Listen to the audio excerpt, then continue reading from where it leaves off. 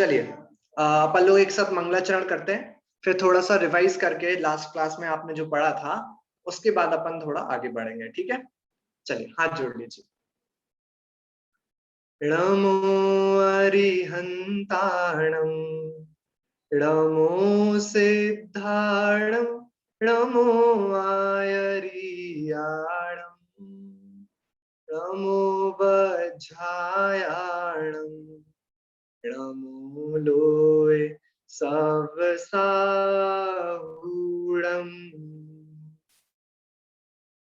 मंगलम भगवान वीरो, मंगलम गौतमो गणी, मंगलम कुंद कुंदाद्यो, जैन धर्मोस्तु मंगलम। सर्व मंगल मांगल्यम, सर्व कल्याण कारकम, प्रधानम सर्व धर्माणाम, जैनम जयतु शासनम, जैनम जयतु शासनम, जैनम जयतु शासनम।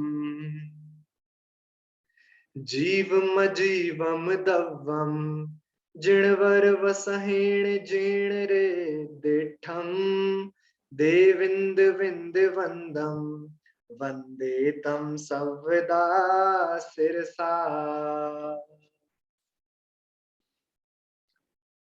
चलिए, हाँ, अपन सभी लोगों का स्वाध्याय द्रव्य संग्रह जी महान ग्रंथ पर चल रहा है, जिसको आचार्य नेमिचंद्र सिद्धांत चक्रवर्ती जी ने लिखा है।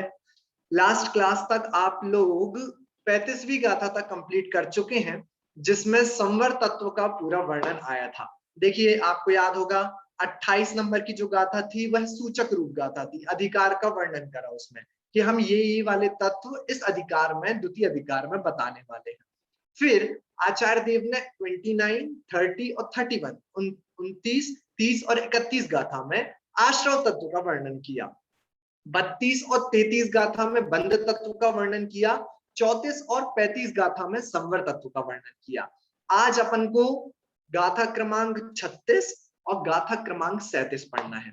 उसके पहले हम थोड़े सा जो आपने संवर तत्व में लास्ट क्लास में पढ़ा था उसको अपन थोड़ा सा रिवाइज कर लेते हैं। ठीक है, मैं आप लोगों में से ही किसी को पूछूंगा और आप लोगों को ही उत्तर देना है। भाव संवर की जो परिभाषा 34वीं गाथा में आई है, द्रव्य संवर की भी और भाव संवर की, वो कौन कौन बताने वाला है?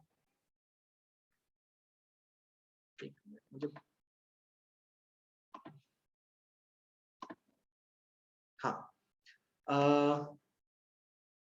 हैंड रेज कर सकते हैं आप लोग जो द्रव्य संवर और भाव संवर की परिभाषा। हाँ, नीता मिश्री कोटकर जी बताइए। जो आत्मा के परिणाम कर्म के आश्रव को रोकने में सहायक है, उसे हाँ, भाव संवर कहते हैं। बहुत बढ़िया। और द्रव्य संवर? और द्रव्याश्रव का न होना, उसे द्रव्य संवर कहते हैं। द्रव्य संवर न होना, हाँ ठीक है, कर्मों का आना रुक जाना, उसे द्रव्य संवर कहते हैं। बहुत बढ़िया, बहुत बढ़िया। ठीक है, तो ये 34वीं गाथा में सिंपल आचार्य देव ने बता दिया था। इसकी बात 35वीं गाथा में आचार्य देव ने इसी भाव संवर के विशेषों को बताया। उन्होंने बोला कि किस किस के माध्यम से भाव संवर होता है। तो वहां पे आपने पढ़ा होगा कि व्रत के माध्यम से भाव संवर होता है, समिति के माध्यम से भाव संवर होता है, धर्म के माध्यम से भाव संवर होता है, अनुप्रेक्षा के माध्यम से भाव संवर होता है, परिचय जय के माध्यम से भाव संवर होता है, और अनेक प्रकार के चारित्र के माध्यम से भी भाव संवर हुआ करता है। याद आया? याद आया? ठीक है, तो ये सब बताया था। अच्छा, एक प्रश्न जो 35 गाथा से आप लोगों को याद होगा, जब आपने परिचयों की चर्चा करी थी उसके बाद एक प्रश्न उठा होगा कि एक मुनिराज को एक समय पे यदि सबसे ज्यादा परिचय जय हो तो कितने परिचय जय एक साथ मुनिराज को हो सकते हैं? कौन बताएगा? हाँ, रेणु जैन जी बताइए। जी अजिनेंद्र भैया जी, एक साथ एक जीव को 19 परिचय हो सकते हैं। उसमें से 19 परिचय जय हो सकते हैं। उसमें से उष्ण होगी या शीत होगी, और निषद्याचर्या, और उसमें से तीनों में से 2 होंगी, एक नहीं, एक होगी, तीनों में से एक ही होगी। जी ठीक है, तो ऐसे यदि आप उष्ण और शीत में से एक ले लो और निषद्याचर्या और शय्या, इन तीनों में से कोई एक ले लो, क्योंकि एक समय पे या फिर तो निषद्या होगी, या फिर तो वृत्ति होगी, या फिर शय्या होगा। ठीक है, तीनों चीजें एक साथ तो हो नहीं सकती, इसलिए उनका परिचय जय भी तीनों में से कोई एक ही होगा। इस प्रकार कुल मिलाके 19 परिचय जय किसी भी मुनिराज को एक समय पर उत्कृष्ट से उत्कृष्ट हो सकते हैं। ठीक है, बाकी उन भाव संवरों में से हमारी अनेक प्रकार की चारित्र वाली चर्चा भी रह गई थी, जो अपन को इस क्लास में करनी है। प्लस आज हमें 36 नंबर की गाथा जिसमें निर्जरा तत्व का वर्णन आएगा वो भी पढ़ना है, और 37 नंबर की गाथा जिसमें मोक्ष तत्व का वर्णन होगा वो भी अपन लोगों को पढ़ना है। ठीक है, चलिए सुलभ भी आगे कर लीजिए स्लाइड। हाँ, देखिए आप लोगों को पता होगा चारित्र के कितने भेद होते हैं। आप लोगों ने बहुत बार तत्वार्थ सूत्र जी में, भाव दीपिका जी में, गोमट सारा अगर किसी ने पढ़ा हो तो गोमट सार जी में, बहुत सारे ग्रंथों में आपने इन चारित्रों के भेदों को पढ़ा है। ठीक है, चारित्र के 5 भेद होते हैं, सामायिक, छेदोपस्थापना, परिहार विशुद्धि, सूक्ष्म सांप्राय और यथाख्यान। ठीक है, इसमें भी समझने लायक बात एक ये है कि देखिए चारित्र आत्मा की लीनता के अलावा और कोई चारित्र नहीं होता, और कुछ चारित्र नहीं होता। फिर ये भेद क्यों बने?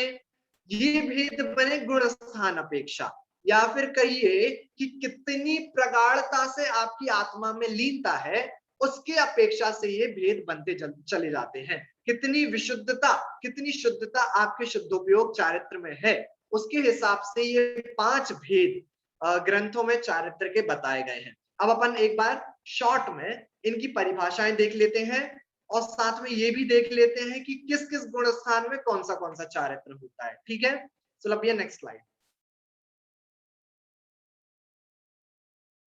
देखिए। ये जो मैंने परिभाषाएं उठाई हैं, ये मैंने जो आपके द्रव्य संग्रह जी की टीका है जो ब्रह्मदेव सूरी जी ने लिखी है, उस टीका से ही उठाई है। परिभाषाएं अन्य अन्य ग्रंथों में थोड़ी कर्णानुयोग को मिला के, कर्णानुयोग वाले पुट वाली परिभाषाएं अन्य मिल सकती हैं, लेकिन यहाँ पर जो परिभाषाएं आई हैं वो आत्मा के लक्ष्य को मुख्य करके परिभाषाएं आई हैं। अपन देखते हैं सबसे पहले सामायिक चारित्र की क्या परिभाषा आई है। देखिए, सर्व जीव केवल ज्ञानमय है, ऐसी भावना पूर्वक समता का परिणाम वह सामायिक चारित्र है। ठीक है, सारे जीवों को, अब ये होगा तो चारित्र मुनिराजों को ही होता है, 6वें 7वें गुण स्थान पे ही होता है। तो वहां पर मुनिराज समस्त जीवों के स्वभाव को पूर्ण ही माना करते हैं, और इस प्रकार सभी को भगवान देखते हैं तो एक समता का परिणाम होता है। और उस पूर्वक जो आत्मा में लीनता है, आत्मा में लीनता तो हर जगह चारित्र में होना ही होना है, क्योंकि आत्मा में लीनता नहीं है तो फिर चारित्र नाम पाएगा ही नहीं। ठीक है, तो भले ही परिभाषा में कहीं पर भी आत्मा की लीनता ऐसा शब्द नहीं आया, लेकिन आप लोगों को आत्मा की लीनता तो वहां पे गर्भित करना ही करना है। ठीक है, समझ आई इतनी बात? तो सर्वजीव केवल ज्ञानमय है, ऐसी भावना पूर्वक समता का परिणाम वह सामायिक चारित्र है। Okay, clear? अगला देखिए, अगला है छेदोपस्थापना चारित्र। क्या कहा यहाँ पे परिभाषा में? अहिंसादि व्रतों के द्वारा छेद को प्राप्त हुए मुनि का पुनः निजात्मा की ध्यान में स्थापित हो जाना छेदोपस्थापना चारित्र है। तो क्या मतलब क्या हुआ इसमें? सिंपल है, 6वें गुण स्थान में मुनि थे, उनको अभी शुभ भाव के विकल्प चल रहे थे। ठीक है, किसी को शास्त्र लिखने का परिणाम चल रहा था, किसी को उपदेश देने का परिणाम चल रहा था, किसी को तीर्थ यात्रा करने का परिणाम चल रहा था, आदि आदि आदि। ऐसे शुभ भाव वाले परिणाम जो मुनिराज को 6वें गुण स्थान में चल रहे थे, उन शुभ भाव रूप भट्टी वाले परिणामों का भी छेद करके पुनः अपनी आत्मा में शुद्धोपयोग में पुनः स्थापित हो जाना, उसे छेद उपस्थापन चारित्र कहा जाता है। एक जगह से छेद करना और कोई अन्य उत्तम जगह पर स्थापित हो जाना, वह छेदोपस्थापना चारित्र कहलाता है। समझ आया? कहां से छेद हुए और कहां पे स्थापित हुए? शुभ भावों से छेद को प्राप्त हुए और शुद्ध भावों में शुद्धोपयोग में स्थापित हुए, अपनी आत्मा में ही स्थापित हो गए, वह कहलाता है छेदोपस्थापना चारित्र। अगले हम थोड़ी देर बाद देखने वाले हैं कि ये किस किस गुण स्थान में होते हैं। तो आप देखेंगे कि छेदोपस्थापना चारित्र छठवें गुण स्थान में भी होता है, सातवें गुण स्थान में भी होता है। तो प्रश्न उठेगा, क्या प्रश्न उठेगा कि आप तो बोल रहे थे कि कहीं से छेद कर कहीं पे स्थापित होना, तो अहिंसादि व्रतों से छेद छठवें गुण स्थान में था, अहिंसादि व्रत चल रहे थे, वहां से छेद को प्राप्त हुए तो सातवां गुण स्थान प्राप्त हो गया, तो सिर्फ सातवें गुण स्थान में छेदोपस्थापना चारित्र कहना चाहिए, छठवें गुण स्थान में छेदोपस्थापना चारित्र क्यों कहते हैं? प्रश्न उठा कि नहीं उठा? छठवां और सातवां दोनों गुण स्थान छेदोपस्थापना चारित्र के कहे, ठीक है। और हम परिभाषा में ऐसा कह रहे हैं कि अहिंसादि शुभ भावों से छेद कर शुद्धोपयोग में स्थापित हो जाना, सातवां आदि गुण स्थान प्राप्त कर लेना, वह छेदोपस्थापना चारित्र है। तो सिर्फ सातवें गुण स्थान में छेदोपस्थापना चारित्र कहो ना, छठवें गुण स्थान में छेदोपस्थापना चारित्र क्यों कहते हो? प्रश्न उठा आप लोगों को? प्रश्न समझ में आया ना? ठीक है, तो किसी को उत्तर पता है क्या? कोई ट्राई करना चाहेगा? प्रयास करिए, जो भी सही लगता हो हैंड रेस करके हाथ उठाकर एक बार प्रयास करिए, जो भी समझ में आता है। गलत आता है तो गलत बोलिए, कोई दिक्कत नहीं। कौन ट्राई करेगा? बताइए बताइए बताइए। हाँ, मधु जैन जी ट्राई कर रही है क्या कुछ? अनम्यूट करिए।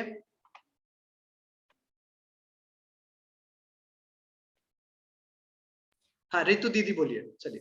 12 भावनाओं का चिंतन, जैसे शुभ भाव 12 भावनाओं का चिंतन जो वो कर रहे हैं, हाँ। तो वो उसी छठे गुण स्थान में भी वो मतलब अपने आप को फिर से उनका जो लक्ष्य है, यानी वो विकल्पात्मक है, लेकिन वो अभी शुद्धात्मा के लिए ही समर्पित है, तो शायद इसीलिए तो नहीं कहा है कि छठवें गुण स्थान को भी छेदोपस्थापना मिला है।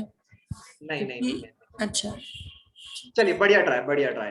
ठीक है, चलिए मैं बता देता हूँ, है ना। इसमें है क्या, देखिए, भले ही परिभाषा ऐसी बनाई जा रही है कि शुभ भावों को छेद कर शुद्धोपयोग में उपस्थापन वह छेदोपस्थापना चारित्र है, लेकिन ग्रंथों में इसी परिभाषा को एक्सटेंड करके आचार्य देवों ने ऐसे भी छेदोपस्थापना चारित्र कहा कि पाप भावों को छेद करके शुभ भावों में स्थापित हो जाना, वह भी छेदोपस्थापना चारित्र है। ठीक है, और ऐसा कहां पे होगा? ऐसा छठवें गुण स्थान में होगा। छठवें गुण स्थान में अब अशुभ भावों का तो एक भी विकल्प मुनिराजों को नहीं हो रहा ना, वहां पे शुभ भाव ही है। ठीक है, तो वो पाप भावों को भी, समस्त पाप भावों को छेद कर ही तो वह छठवें शुभ भाव रूप गुण स्थान में स्थापित हुए।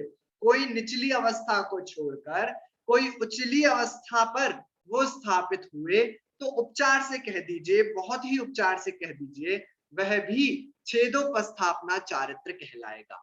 वहां पे अब देखिए, भले ही आत्मा की लीनता वहां पर प्रत्यक्ष वहां पे दिखाई नहीं दे रही, क्योंकि छठवें गुण स्थान में तो वहां पर शुद्धोपयोग रूप अवस्था नहीं है, लेकिन सातवें गुण स्थान को प्राप्त कर जो मुनिराज छठवें गुण स्थान में गए, वहां पर उनके शुद्ध परिणति मौजूद है, इसलिए उपचार से वहां पर भी छेदोपस्थापना चारित्र कह दिया गया। इसलिए छठवां गुण स्थान और सातवां गुण स्थान, दोनों ही गुण स्थानों में छेदोपस्थापना चारित्र कहा गया है। ठीक है, तो कहीं से छेद कर कहीं पर स्थापित हो जाना। हाँ, रितु दीदी कुछ बोल रहे हैं? तो हमारी डेफिनेशन के हिसाब से तो सातवां ही है, या? हाँ, आप मतलब जो हम परिभाषा पढ़ रहे हैं उसके हिसाब से आपको लगेगा सातवां गुण स्थान ही है, लेकिन पाप भावों को भी तो छोड़कर वो पुण्य भावों में, शुभ भावों में स्थापित हुए छठवें गुण स्थानों में, तो इसलिए छठवें गुण स्थान में भी उपचार से छेदोपस्थापना चारित्र कह दिया। अब ये वाली परिभाषा इसलिए आई क्योंकि उनको चारित्र समझाना है, और चारित्र, शुद्धोपयोग वाला चारित्र तो सातवें गुण स्थान में ही हो रहा है, इसलिए मुख्य रूप से परिभाषा ये वाली बनाई कि अहिंसादि व्रत वाले शुभ भावों को भी छेद करके जो शुद्धोपयोग निजात्मा के ध्यान में स्थापित हो गए, वह छेदोपस्थापना चारित्र है, जो मुख्य रूप से सातवें गुण स्थान में। ठीक है, क्लियर है ये? चलिए आगे बढ़ते हैं। तो ये हो गया पहला, तो अपना सामायिक चारित्र था। दूसरा हो गया आपका छेदोपस्थापना चारित्र। तीसरा है परिहार विशुद्धि चारित्र। क्या कहा? मिथ्यात्व, राग आदि विकल्पों का परिहार करके जो विशेष निर्मलता उत्पन्न होती है, वह परिहार विशुद्धि है। जैसा कि आप लोगों को मैंने पहले ही बताया था, परिभाषाओं में आपको कम अंतर नजर आ रहा होगा, लेकिन हमें यह जरूर समझना चाहिए कि चारित्र के, क्योंकि गुणस्थान इनके अलग अलग हो रहे हैं, इसलिए इनमें जो निर्मलता है, जो विशुद्धता है, प्रगाढ़ता है, वो निरंतर बढ़ती जा रही है। ठीक है, परिभाषा यूं तो आचार्य देव आत्मा के लीनता वाली बना रहे हैं, लेकिन हमें ये समझ लेना चाहिए। अच्छा, परिहार विशुद्धि चारित्र को लेकर हो सकता है आप लोगों ने थोड़ा विशेष पढ़ा हो, जो भाव दीपिका जी में आया है। भाव दीपिका जी में परिहार विशुद्धि चारित्र का ऐसा भी वर्णन आया कि कोई एक व्यक्ति हो जो 30 वर्ष तक अपने गृहस्थ अवस्था में रहा हो, उसके बाद उसने दीक्षा धारण करी हो, और दीक्षा धारण कर कर उसने इतना विशेष तप किया कि उसे परिहार विशुद्धि नामक एक रिद्धि प्राप्त हो गई। उस रिद्धि के माध्यम से उन्हें परिहार विशुद्धि चारित्र होता है। अब उसमें होता क्या है कि ऐसे मुनिराज नियम रूप से एकल विहारी ही होते हैं। नियम से जिनको परिहार विशुद्धि रिद्धि हो जाती है, वो नियम से एकल विहारी ही हुआ करते हैं। और सुनिए, नियम से कम दो कोश तो वो गमन डेली करते ही करते हैं। नियम से 2 कोश गमन करते ही करते हैं। और सुनिए, कहीं पर भी चातुर्मास नहीं करते, कहीं पर भी वो चातुर्मास में रुकते नहीं है। और सुनिए, इनको उस रिद्धि के माध्यम से किसी भी जीव का हनन परितापन नहीं होता, इनके माध्यम से कोई भी जीव नहीं मरा करता, ऐसी रिद्धि उन्हें प्रकट हो जाती है। इसको कहा जाता है परिहार विशुद्धि चारित्र। समझ आया? ऐसा विशेष वर्णन भाव दीपिका जी में आया है। जब मेरे क्लास में, मतलब जब हमारा विषय चल रहा था, तो जो स्टूडेंट्स थे उन लोगों ने ऐसा विशेष मुझे खोज कर ला कर दिया था। मुझे भी पहले नहीं पता था, मुझे भी नया पता चला, तो मैंने आप लोगों के साथ शेयर किया। ठीक है, तो नियम याद हुए। एक तो 30 वर्ष तक वो गृहस्थ अवस्था में रहते हैं, उसके बाद दीक्षा धारण करते हैं। विशेष तप आदि के माध्यम से उनको ऐसी रिद्धि प्रकट होती है परिहार विशुद्धि नामक। ठीक है, उसके बाद नियम से 2 कोश कम से कम तो गमन करेंगे ही करेंगे। एकल विहारी होते हैं और इनके माध्यम से कोई भी जीव का हनन नहीं होता। ऐसे भले ही गमन कर रहे हो, लेकिन किसी भी जीव का हनन नहीं होता। ठीक है, तो ये कहलाती है परिहार विशुद्धि नामक रिद्धि, जिसको परिहार विशुद्धि चारित्र भी आचार्य देवों ने कहा है। ठीक है, तो ये परिहार विशुद्धि चारित्र के ही विशेष वर्णन में आता है। आगे देखते हैं, चौथा है चारित्र सूक्ष्म सांप्राय चारित्र। ये तो नाम से ही समझ में आ रहा है, कौन से गुणस्थान का नाम है सूक्ष्म सांप्राय? 10वें गुणस्थान। 10वें गुणस्थान का। ठीक है, तो इससे ही समझ आ गया आप लोगों को ये चारित्र कौन से गुणस्थान में होता होगा। 10वें गुणस्थान में होता है। और परिभाषा भी देखिए वैसी ही है, शुद्धात्मा के ध्यान के बल से सूक्ष्म लोभ नामक कषाय का पूर्ण उपशम या क्षय हो जाना सूक्ष्म सांप्राय चारित्र है। उपशम मतलब थोड़े समय के लिए दब जाना, कि उनका उदय ही हमें दिखाई ना दे, इसको उपशम कहते हैं। और क्षय हो जाना मतलब पूर्णता सत्ता से निकल जाना, हट जाना। तो यदि सूक्ष्म लोभ नामक कषाय पूर्णता उपशमित हो जाए या फिर पूर्णता क्षय हो जाए, तब सूक्ष्म सांप्राय नामक चारित्र होता है। या फिर ऐसा कहिए, जिसके माध्यम से लोभ, सूक्ष्म लोभ नामक कषाय का उपशमपना या फिर क्षयपना हो जाता है, वह सूक्ष्म सांप्राय चारित्र कहलाता है। Okay, clear? सूक्ष्म सांप्राय चारित्र। आगे बढ़े, 5वां और जो अंतिम चारित्र है वह है यथाख्यात चारित्र। और नाम से ही समझ आ जाता है, यथा मतलब जैसा आत्मा का सहज स्वभाव है, निश्चल रहना, निसंग रहना, ऐसा ही सहज स्वभाव प्रकट हो जाना, लीनता हो जाना ऐसे स्वभाव में, वह यथाख्यात चारित्र कहलाता है। यह सबसे उत्कृष्ट चारित्र है। 11वें, 12वें, 13वें और 14वें गुणस्थान में होता है। ये अपन नेक्स्ट स्लाइड में देखने ही वाले हैं। सुलभिया नेक्स्ट स्लाइड दिखा दीजिए। देखिए नेक्स्ट स्लाइड में यहाँ पर कौन सा चारित्र कौन से गुणस्थान में होता है यह बताया गया है। सामायिक और जो छेद उपस्थापना, पहला और जो दूसरा चारित्र है वह 6वें, 7वें, 8वें और 9वें गुणस्थान में होता है। परिहार विशुद्धि नामक चारित्र 6वें और 7वें गुणस्थान में होता है। सूक्ष्म सांप्राय चारित्र केवल 10वें गुणस्थान में होता है और उसके आगे के सारे गुणस्थानों में सॉरी यथाख्यात चारित्र होता है, मतलब 11वें 12वें 13वें और 14वें गुण स्थान में यथाख्यात चारित्र हुआ करता है। ठीक है, समझ आया ये वाला विषय? अगर आप लोग इसको हाँ रितु दीदी पूछिए। ये जो सारे गुण स्थान है, मतलब सारे मुनिराज को ये सभी प्रकार का चारित्र आवश्यक नहीं है ऐसा? मतलब एक मिनट, प्रश्न समझ नहीं आया। मतलब जैसे जो हम सामान्य तरह से मुनिराज देखते हैं, तो उन सभी को ये सारे चारित्र नहीं होते हैं क्या? जैसे परिहार विशुद्धि हमने कुछ स्पेशली डिफाइन किया है, तो ये हर मुनिराज को नहीं होगा परिहार विशुद्धि? आवाज नहीं आ रही है? शायद अनितेश जी का नेटवर्क प्रॉब्लम हो रहा है। अच्छा, वैसे जो आपने क्वेश्चन पूछा उसका आंसर तो यही है, सभी को नहीं होता है। अच्छा, जो परिहार विशुद्धि चारित्र होगा वो सभी मुनिराजों के नहीं होगा।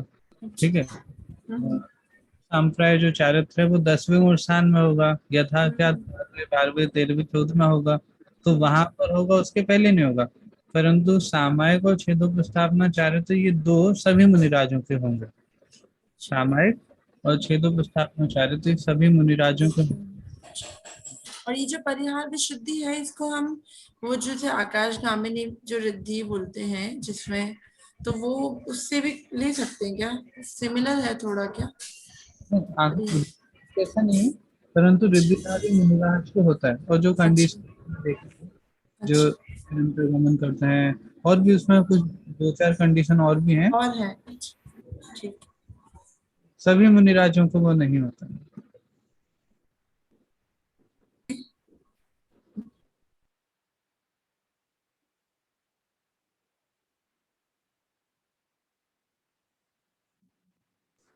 देखिए अनितेश जी आने वाले होंगे। हाँ हाँ, एक और क्वेश्चन किसी को है, पूछिए। कुसुम जी भी हाँ। इसमें जो 10वें गुण स्थान में सूक्ष्म सांप्राय बताया है, तो सामायिक और छेदो स्थापना 10वें गुण स्थान वालों को नहीं होगा कि होगा?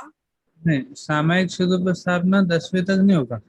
देखिए वो ऐसा है कि हम चारित्र में कसायों के अभाव की बात करते हैं। जितनी चारित्र मोहिनी कर्म है, चारित्र मोहिनी कर्म के अभाव में चारित्र होता है। और चारित्र मोहिनी कर्म में क्या क्या होते हैं कि भैया क्रोध मान माया लोभ, ठीक है, ये कसाय हो गई। और 9 कसाय भी होती हैं। अब इनके अभाव की अवस्था को जब हम देखते हैं कि किस गुण स्थान में कौन से कसाय का अभाव होता है, तो वहां देखते हैं कि 10वें गुण स्थान में मात्र सूक्ष्म लोभ रहता है। जो संजुलन कषाय रूप है, संजुलन कषाय में भी बिल्कुल जो सबसे छोटा पार्ट होगा कषाय का, सबसे छोटा, वो सूक्ष्म लोभ, वो 10वें गुण स्थान में रहता है। और उसका भी अभाव उस 10वें गुण स्थान के अंत समय में हो जाता है। तो उस कषाय के अभाव स्वरूप जो जीव का वितराग भाव है, उसको सूक्ष्म सांप्रदायिक कहा। जी, तो जैसे यथाख्यात को 11 गुण स्थान से लिया है, तो 11वें वाला का तो जरूरी वो 12वें तक चला ही जाए, कभी वो नीचे भी आ जाता है, तो फिर यथाख्यात रहेगा उनका? जितने समय 11वें में रहे उतने समय यथाख्यात, वापस नीचे आएंगे तो फिर जिस गुण स्थान में आएंगे उस अनुसार वैसा उनके चारित्र हो जाएगा। 12वें से तो उत्तरोत्तर बढ़ ही हाँ, सही। 12वें से तो नहीं गिरेंगे, लेकिन जैसे 11वें से वापस 10वें में आए, तो जब 11वें में थे उस समय यथाख्यात था, फिर जब 10वें में आए तो उस समय उनको सूक्ष्म सांप्रदाय हुआ, फिर 9वें 8वें 7वें में फिर सामायिक छेदोपस्थापना हो रहा है। तो 11वें वाला मिनिमम कितने गुण स्थान तक आ सकता है? 11वें वाला पहले तक भी आ सकता है गिरते हुए। और ऐसा भी होता है कि यदि मरण हो जाएगा तो 11वें से सीधे चौथे में आएगा, लेकिन मरण के अलावा बाकी अवस्थाओं में क्रम से ही गिरना होता है, सीधे गिरना नहीं होगा। जैसे 11वें से सीधे चौथे में आएंगे तो वो मरण की अपेक्षा ही आएंगे, बाकी वो क्रम से गिरेंगे, 11वें से 10वां 9वां 8वां, और ऐसे होते होते पहले तक भी आ सकते हैं। तो मरण के समय में पहले में भी आ सकते हैं? नहीं, मरण के समय में चौथे में ही आएंगे, क्योंकि मरण के में क्या होगा कि वो जीव स्वर्ग में जाएंगे, स्वर्ग में जाएंगे, स्वर्ग में असंयम अवृत्ति अवस्था होती है, तो वहां पे स्थान चौथा ही होता है। पंचम गुण स्थान, पंचम आदि गुण स्थान स्वर्ग में नहीं होते हैं, तो वहाँ मैक्सिमम चौथा गुण स्थान ही हो सकता है। तो तो पहले गुण स्थान किस अपेक्षा से? पहले में जैसे जीव के देखो ये परिणामों की विचित्रता है। मोक्ष में प्रकाशक जी में ऐसा लिया, देखो परिणामों की विचित्रता। कोई जीव तो 11वें गुण स्थान में अभी श्रेणी मान रहे थे, ठीक है, संपूर्ण मोहिनी कर्म का जिन्होंने उपशम कर दिया था और श्रेणी आरोहण कर रहे थे, 11वें गुण स्थान तक पहुंच गए थे, लेकिन परिणामों की विचित्रता कि वहां से गिरे और कहाँ पर आए कि पहले गुण स्थान तक पहुंच जाते हैं। परिणाम बदल गए, मिथ्यात्व रूप परिणाम हो गए, तो वो ऐसे पहले गुण स्थान तक भी आ जाते हैं। और कोई जीव ऐसे भी होते हैं कि जो मिथ्यात्व अवस्था में थे और अंतः मुहूर्त में केवल ज्ञान प्राप्त कर लेते हैं। हाँ जी हाँ। 7वें गुण स्थान, फिर छठा, कुछ बहुत बार 7वां छठा हुआ और श्रेणी में आरोहण कर ली, 8वां 9वां 10वां 12वां अरहंत अवस्था प्रकट कर ली 13वां गुण स्थान, और ये सारा का सारा कार्य उन्होंने अंतर मुहूर्त में ही कर लिया। तो ऐसा भी होता है। तो परिणाम होता है 6 और 7 में अपन कैसे देख सकते हैं क्या कि 6 और 7 में गुण स्थान में ये केवली कमी है? 6 और 7वें गुण स्थान में क्या? छठे गुण स्थान से जो 7वें गुण स्थान में जुड़ते हैं मुनिराज, हाँ फिर 7 से छठे में जुड़ते हैं, तो क्या हाँ, अपन आकलन कर सकते हैं उसका? नहीं हमको नहीं दिखाई देगा। और इतना जल्दी जल्दी भी हो जाता है। मुनिराज के इतना इतना वीतराग भाव बढ़ गया है, उनकी शुद्ध परिणति इतनी ज्यादा है कि वो चलते चलते भी, आहार ग्रहण करते भी उनकी शुद्धोपयोग की अवस्था हो जाती है। 7वां गुण स्थान उनको ऐसे भी हो जाता है। तो हम और आप तो नहीं कर सकते हैं। ऐसा आता है कि जो श्रावक हैं या गृहस्थ हैं जिनकी इतनी वीतराग परिणति नहीं हुई है, उनको तो सामायिक के काल में ही शुद्धोपयोग हो सकता है, परंतु मुनिराज को शुद्धोपयोग वो सामायिक होते हैं, लेकिन उनकी सामायिक कंटिन्यू चलते हैं, निरंतर चलती है। हमको वो आहार करते हुए दिखाई दे रहे हैं, परंतु उस समय भी उनकी सामायिक चल रही है। हाँ, अंतरंग में तो चलता ही है। तो वो मुनिराज की विशुद्धि इतनी ज्यादा है, इतनी वितराग परिणति बढ़ गई है कि उनके सहज रूप से हो जाता है।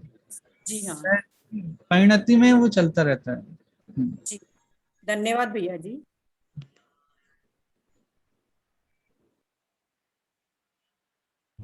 हाँ, अनितेश भैया आ गए।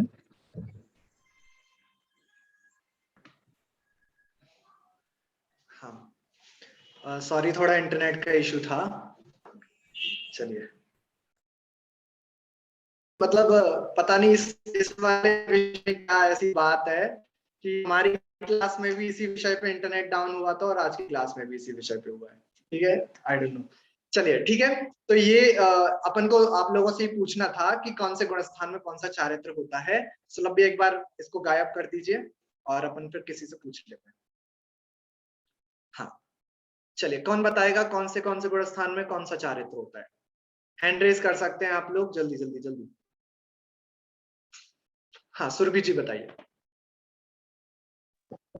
जो 6वां 7वां 8वां 9वां गुण स्थान है उसमें सामायिक और छेदोपस्थापना चारित्र हो सकता है। जो 6वां और 7वां गुण स्थान है उसमें परिहार विशुद्धि चारित्र।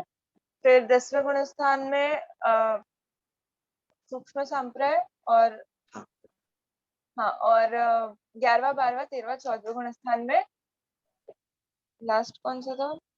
यथाख्यात चारित्र।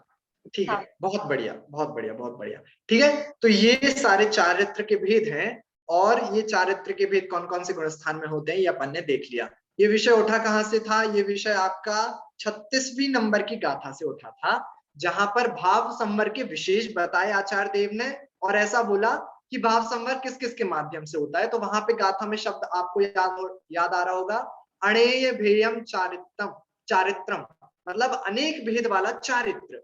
ठीक है, तो अनेक भेद वाले चारित्र में अपन ने ये 5 भेद देखे और उनका थोड़ा थोड़ा सा स्वरूप अपन ने समझा। भाव दीपिका आदि के माध्यम से आप इनका विशेष वर्णन भी पढ़ सकते हैं। ठीक है, चलिए अब अपन की जो आज की अगली गाथा है 36 नंबर की गाथा, वो अपन लोग देखते हैं, जिसमें निर्जरा तत्व का वर्णन आने वाला है। ठीक है, गाथा पाठ करते हैं, फिर इसका थोड़ा सा अर्थ देखेंगे, फिर इस पर थोड़ी चर्चा करते हैं। जह कालेण तवेणया भूतरसं कम पुग्गलं जेण भावेण सडदिणेया तत्सडणं चेदिण जरा दुविहा। देखिए, एक ही गाथा में अब आचार्य देव को निर्जरा का पूरा वर्णन करना है, तो एक ही गाथा में उसकी लक्षण भी बता दे रहे हैं और भेद भी बता दे रहे हैं। देखिए कैसा, जह कालेण पहला और तवेण दूसरा। जह कालेण मतलब जिस समय पर कर्मों का उदय आना था, निर्जरा होनी थी, उसी काल में निर्जरा होना, पहला भेद तो ये जह कालेण। दूसरा तवेण, तप के माध्यम से जो निर्जरा हुआ करती है। ठीक है, तो दो भेद कौन से, एक तो तप के माध्यम से असमय जो निर्जरा हो जाया करती है, दूसरा अपने अपने समय पर कर्मों का झरते जाना, वह जह कालेण। तो दो टाइप की निर्जरा यहाँ पर बता दी। या भुत रसम कम पुद्गलम जीर्ण, कम पुद्गलम कर्म पुद्गल पौद्गलिक कर्मों का, भुत रसम, भुत मतलब भोगा जा चुका है, रसम रस मतलब उनका जो फल था, उनका जो उदय आना था, वो भोगा जा चुका है, किनका, कि कम पुद्गलम का। ठीक है, तो निर्जरा दो टाइप की हो गई, एक तो जहकालीन और दूसरी तवेण। एक जो अपने अपने समय पे निर्जरा होती है वो, और दूसरी जो तप के माध्यम से निर्जरा होती है वो। ठीक है, पहले में सिर्फ लक्षण बताया पहली लाइन में, दूसरी लाइन में भेद बता रहे हैं। भावेण सडदिणेया पहला भेद, दूसरा तत्सडणम यह दूसरा भेद। पहला भावेण, भावों के माध्यम से, भाव कौन करता है, कि जीव करता है, तो जीव के जिन भावों के माध्यम से सडदि कर्म खिर जाया करते हैं, जिन चैतन्य परिणामों के माध्यम से कर्म सडदि खिर जाते हैं, पहला भेद। और तत्सडणम, उन पौद्गलिक कर्मों का स्वयमेव खिर जाना, मतलब ये हो गई पूर्णता पौद्गलिक क्रिया। चेदी निर्जरा दुविहा, इसको दो प्रकार की निर्जरा हुई, इसको नेया, इसको जाने। ठीक है, तो एक तो भावेण सडदि, जिन चैतन्य परिणामों के माध्यम से कर्म खिर जाया करते हैं वह भाव निर्जरा, और भाव निर्जरा पूर्वक जो स्वयमेव कर्मों का खिर जाना पना होता है, पौद्गलिक कर्मों का निकल जाना होता है, तत्सडणम, वह कहलाती है द्रव्य निर्जरा। ठीक है, तो इस प्रकार से पहली लाइन में निर्जरा के दोनों भेद बता दिए, दूसरी लाइन में भी निर्जरा के दो भेद बताए, लेकिन भाव निर्जरा और द्रव्य निर्जरा वाले भेद बताए। तो जो ऊपर वाली लाइन में भेद बताए वो कौन से भेद हैं, वो आप लोगों ने पढ़े भी हैं। इनके नाम क्या आते हैं ग्रंथों में, बताइए बताइए। अकाम निर्जरा, अकाम निर्जरा और सकाम निर्जरा।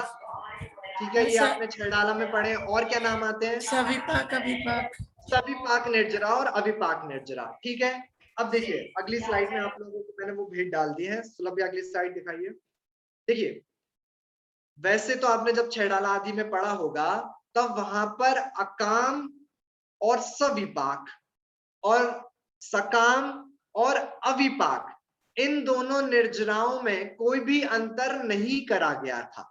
ठीक है, ध्यान से समझिएगा। एक बार मैं चारों की डेफिनेशंस बता देता हूं, फिर मैं इसको आगे एक्सप्लेन करता हूं। सुनिए, अकाम निर्जरा मतलब जो अज्ञानियों को निर्जरा होती है, जो कोई भी मोक्ष मार्ग में काम नहीं करती, अकाम। ठीक है, मोक्ष मार्ग में कारणभूति नहीं है, कर्मों का उदय आता रहता है, आपको मतलब कर्म निर्जरित होते जाते हैं, लेकिन उससे ज्यादा कर्म जीव को बंधते जाते हैं, तो कोई भी काम की निर्जरा नहीं, इसलिए अकाम निर्जरा। ओके, दूसरी है सकाम, मतलब जो मोक्ष मार्ग में कारणभूत होती है। ठीक है, जो जीव तप आदि के माध्यम से करता है, वो कहलाती है सकाम निर्जरा। और फिर सविपाक और अविपाक निर्जरा, ऐसे भेद भी आते हैं।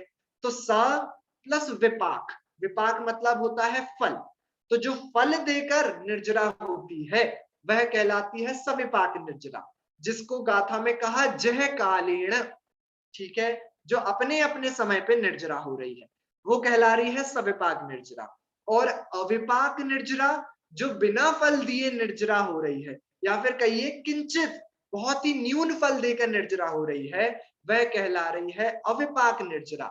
यह विशेष तप आदि के माध्यम से हो रही है, इसलिए गाथा में शब्द प्रयोग किया तवेण। ठीक है, अब ऐसा लग रहा होगा कि जो सविपाक निर्जरा है और जो अकाम निर्जरा है, दोनों में ही तो अपने अपने समय पे निर्जरा हो रही है, इसलिए दोनों में कोई अंतर ही नहीं है। और अविपाक निर्जरा और सकाम निर्जरा ये दोनों तपादि के माध्यम से विशिष्ट निर्जरा हो रही है, इसलिए दोनों में अंतर नहीं है। तो सामान्य कथन करें तो ऐसा अंतर बहुत सारे ग्रंथों में नहीं बनाया और इन दोनों को सेम कह दिया गया है।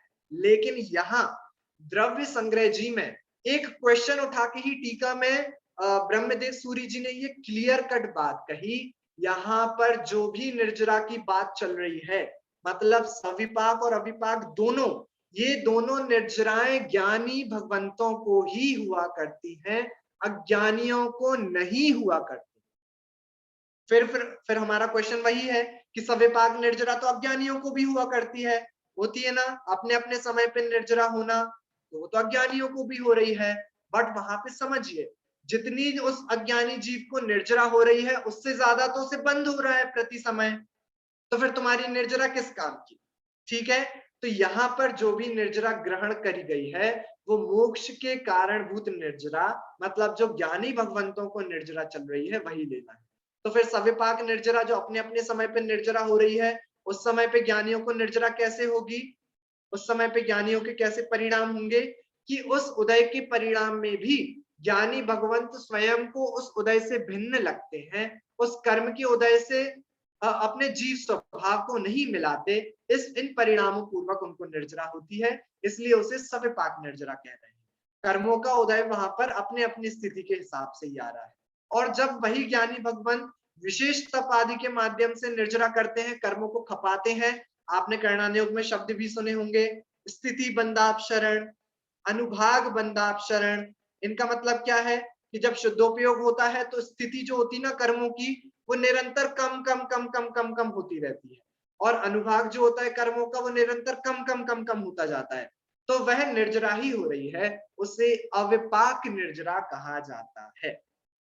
ठीक है, समझ आया? तो यहाँ पर एक विशेष बात यही थी कि यहाँ पे सकाम, अकाम, सविपाक और अविपाक, इन दोनों सेट ऑफ निर्जराओं को भिन्न भिन्न बताया गया है। जैसा कि हम छैडाला में सामान्य वर्णन पढ़ लेते हैं, वैसा वर्णन यहाँ पर नहीं है। यहाँ पे ज्ञानी भगवंतों को जो निर्जरा हो रही है वो ही वाली निर्जरा हमें ग्रहण करना है। ठीक है, तो एक और बार गाथा का सिंपल अर्थ देख लेते हैं। सुलभ, एक बार गाथा और दिखा दीजिए फिर से। पहली लाइन में दो प्रकार की निर्जरा बताई, एक जहकालीन मतलब सविपाक निर्जरा, और तवेण जो तप के माध्यम से निर्जरा हो रही है वो। ठीक है, दोनों निर्जराएं ज्ञानी भगवंतों को ही हो रही है। और दूसरी लाइन में भावेण सडद्धि, जीव के जिन चैतन्य परिणामों के माध्यम से कर्मों का खिरना होता है, उन चैतन्य परिणामों को भाव निर्जरा कहा जाता है, और उन भाव निर्जरा वाले परिणामों के माध्यम से स्वयमेव कर्मों का खिर जाना, मतलब कंप्लीटली पौद्गलिक क्रिया, पौद्गलिक कर्मों की क्रिया, वह द्रव्य निर्जरा, तत्सडणम, उन कर्मों का स्वयमेव खिर जाना, वह द्रव्य निर्जरा कहलाती है। ठीक है, समझ आया? कोई डाउट है इसमें? अकाम सकाम भैया जो सकाम निर्जरा है वो भी मोक्ष मार्ग के लिए होती है ना? सविपाक ना, सकाम नहीं, सकाम। हाँ, सकाम मोक्ष मार्ग में कारण, वो अज्ञानियों को नहीं होती, केवल अकाम निर्जरा अज्ञानियों को होती। ठीक है, क्लियर है ना? ये इजी वैसे आप लोगों ने बहुत। हाँ, कुसुम जैन जी कुछ पूछ रहे हैं। ये जो अविपाक निर्जरा है, तपश्चरण के द्वारा अवधि से पहले ही बंधे हुए कर्मों का खिर जाना, तो क्या उनकी अवधि कुछ ज्यादा रहती है या कम? कैसे, क्या अवधि से क्या मानेंगे यहाँ पर अपन? अवधि मतलब कर्मों की, जो जैसे कर्म जब जीव को बंधे थे तो कोई एक निश्चित स्थिति बंध अपन ने पढ़ा ना 33वीं नंबर की गाथा में, तो कोई ना कोई एक स्थिति अवधि को लेकर कर्म बंधे होंगे। ठीक है, और जब जीव विशेष तपश्चरण आदि करता है तो उन कर्मों की स्थिति, जो कि अभी सत्ता में कर्म है, उनकी स्थिति बहुत कम हो जाया करती है, मतलब बहुत कम टाइम के लिए बंधे हैं अब, और वो तुरंत ही झरकर, उनकी कम समय के लिए हो गए इसलिए तुरंत ही झरकर निकल जाते हैं वो कर्म, उसे अविपाक निर्जरा कहा जाता है। तो अवधि का, हाँ, एक देश झरने को भी कहेंगे ना? एक देश झरना मतलब सारे कर्म नहीं झरे ना अभी, और सारे झर जाते तो मोक्ष हो जाता है ना, तो उसे एक देश निर्जरा मतलब आंशिक कर्मों का झर जाना, कुछ अभी भी सत्ता में बाकी है, ऐसा। जी, धन्यवाद भैया जी।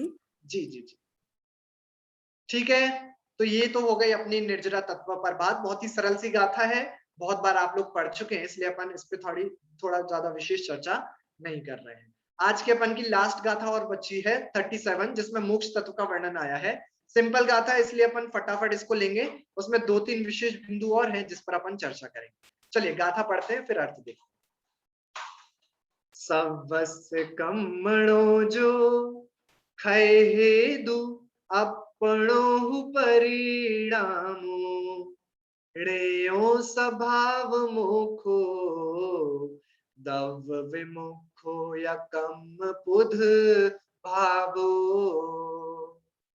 देखिए, मोक्ष तत्व के वर्णन कर रहे हैं आचार्य देव 37वीं नंबर की गाथा में, और द्रव्य और भाव, मोक्ष दोनों का वर्णन इस गाथा में कर रहे हैं।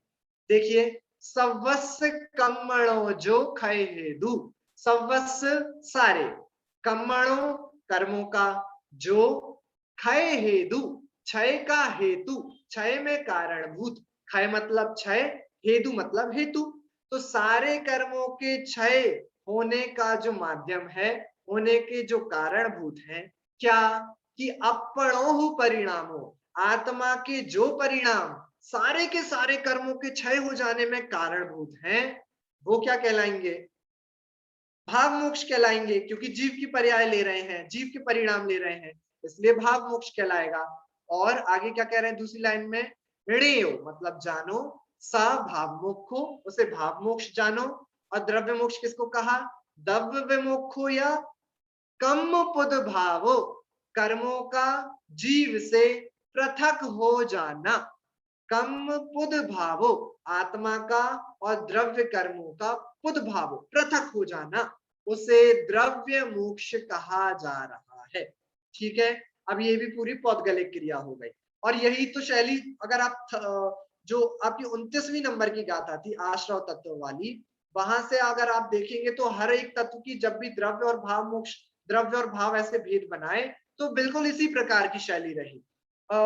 जो भाव वाली चीजें थी उनमें आत्मा के परिणामों को पहले रखा, उसके बाद उन्होंने बिल्कुल एक पद में सिर्फ वो द्रव्य वाले भेदों को उन्होंने एक्सप्लेन कर दिया। ठीक है, तो एक और बार अर्थ बता देता हूँ। जिन चेतन परिणामों के माध्यम से सारे कर्मों का क्षय हो जाता है वह भाव मोक्ष, और उन परिणामों के माध्यम से स्वयमेव कर्मों का और आत्मा का पृथक पृथक हो जाना सर्वथा हमेशा के लिए, उसे द्रव्य मोक्ष कहा जाता है।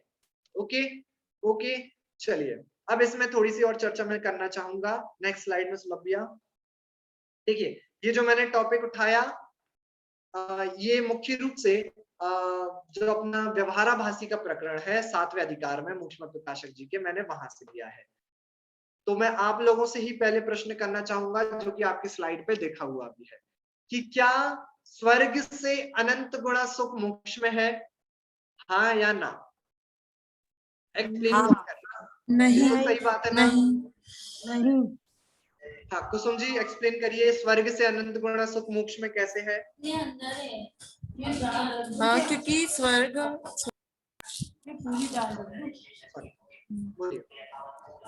मोक्ष में तो अनम्यूट करिए।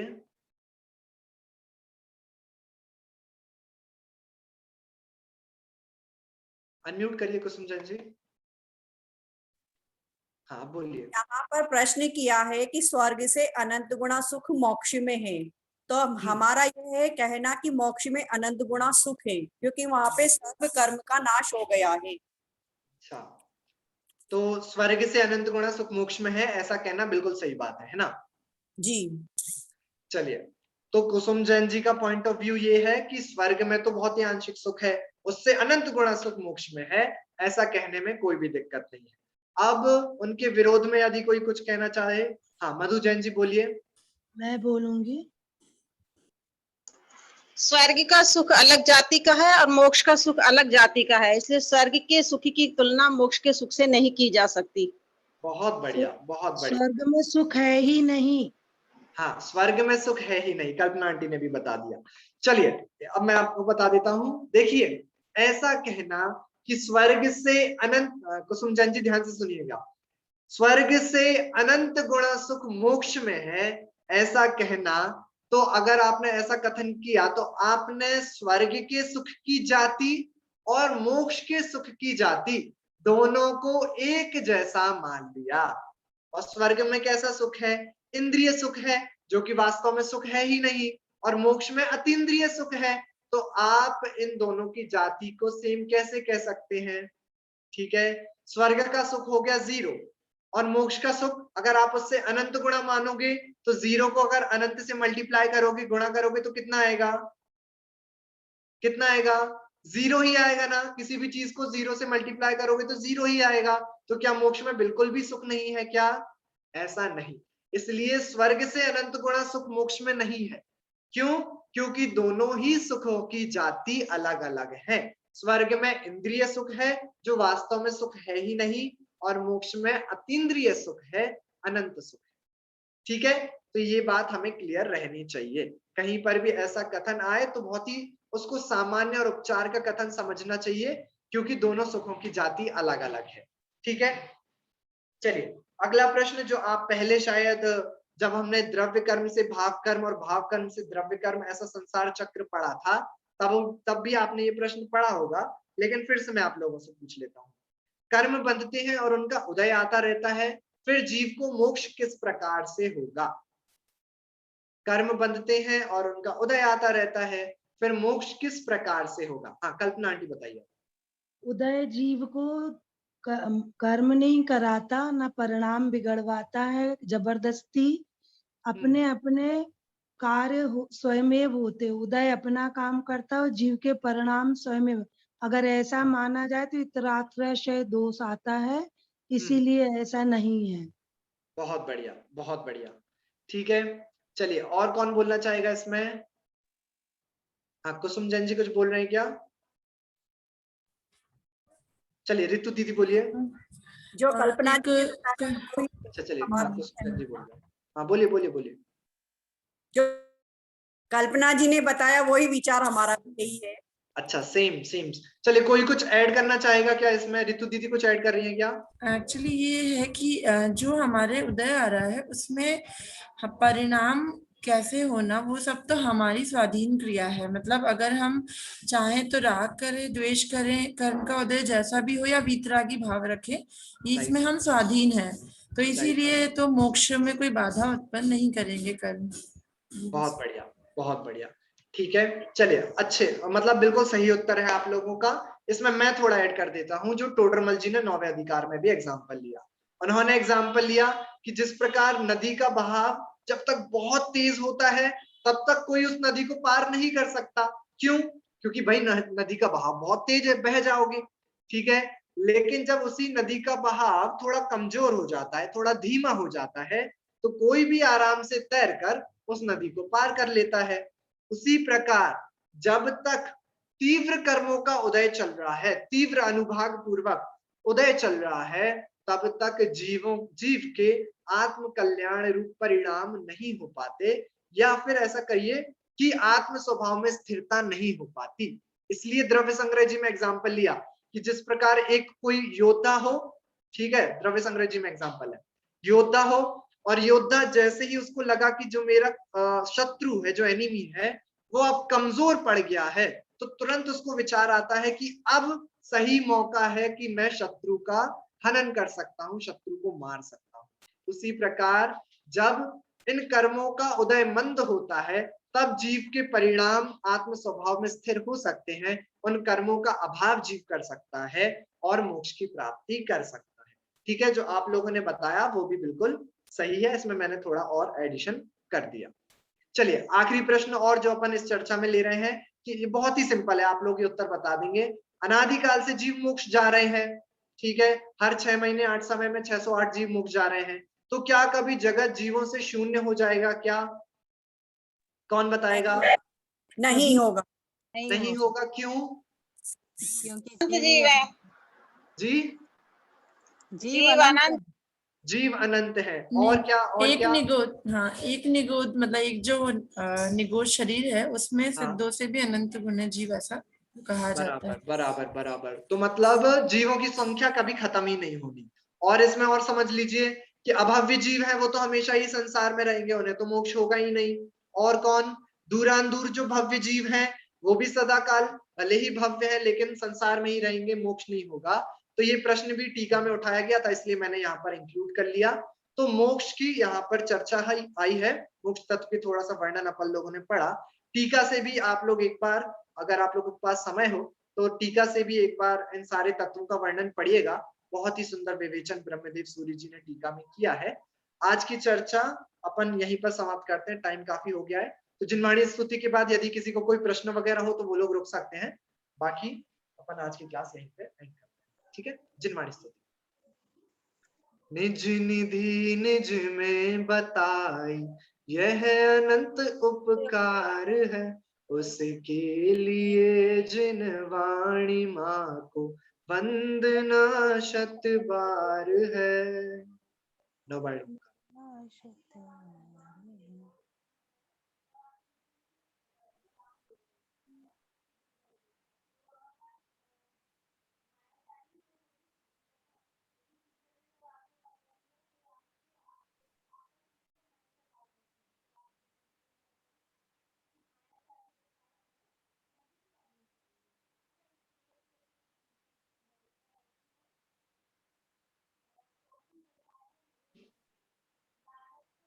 बोले अंतर मुद्रावंत सर्व जिनेन्द्र भगवंतों की जय हो। नित्य बोधनी माँ जिनवाणी माता की जय हो। सर्व वीतरागी संतों की जय हो। अहिंसामय जैन धर्म की जय हो। सभी लोगों को सादा जय जिनेन्द्र। किसी को प्रश्न हो तो वो पूछ सकता है। ये जो दुरांधर भव्य बोला है, तो अब इसमें हम क्या बस